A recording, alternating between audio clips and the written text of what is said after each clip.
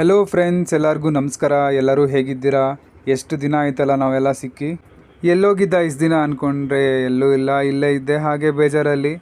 ಬನ್ನಿ ಎಲ್ಲರೂ ನಮ್ಮ ಆನೇಕಲ್ಲಲ್ಲಿ ನಡೀತಾ ಇರೋ ಮಹಾಚಂಡಿಕಾ ಯಾಗಕ್ಕೆ ಹೋಗ್ಬಿಟ್ಟು ಬರೋಣ. ನಮ್ಮ ಆನೇಕಲ್ಲಲ್ಲಿ ಪೂಜೆ ಜಾತ್ರೆ ಎಲ್ಲ ಅಂದರೆ ಏನು ಕಮ್ಮಿನಾ? ಯಾವಾಗ ನೋಡು ಸೂಪರಾಗಿ ಮಾಡ್ತಾರೆ. ಅದನ್ನು ನೋಡೋಕ್ಕೆ ಎರಡು ಕಣ್ಣು ಸಾಲಲ್ಲ. ಬನ್ನಿ, ನಾನು ಅಮ್ಮನವ್ರು ತೋರಿಸ್ತೀನಿ. ಯಾಗಶಾಲೆಗೆ ಎಂಟ್ರಿ ಆಗ್ತಾ ಇದ್ದಂಗೆ ಏನು ಪಾಸಿಟಿವ್ ವೈಬ್ಸ್ ಅಂತೀರಾ. ಅಮ್ಮನವ್ರ ಪೂಜೆ ಅಲಂಕಾರ, ಆಹಾ, ಹೋಮ ಫುಲ್ಲು ಜೋರು ಅಂದರೆ ಜೋರು. ಎಷ್ಟು ಕೋಟ್ಯಾಂತರ ಜನ ಬಂದಿದ್ರು ಅಂದರೆ ಇಲ್ಲಿ ನೋಡಿ, ಆದಿಶೇಷ ವೆಂಕಟೇಶ್ವರ ಸ್ವಾಮಿ ಹೇಗೆ ಮಲಗಿದ್ದಾನೆ. ಈ ಅಲಂಕಾರ ಎಲ್ಲ ನೋಡೋಕ್ಕೆ ಎರಡು ಕಣ್ಣು ಸಾಲಲ್ಲ. ನಮ್ಮ ಗಣಪ, ಮಹಾಲಕ್ಷ್ಮಿ, ಮಹಾಸರಸ್ವತಿ, ಮಹಾಕಾಳಿ, ಈ ಮೂರು ತ್ರಿಮೂರ್ತಾತ್ಮಕ ಶಕ್ತಿಯನ್ನು ಆರಾಧಿಸುವ ಮಹಾ ಸಂದರ್ಭ ಇದು. ಮಹಾಯಾಗ.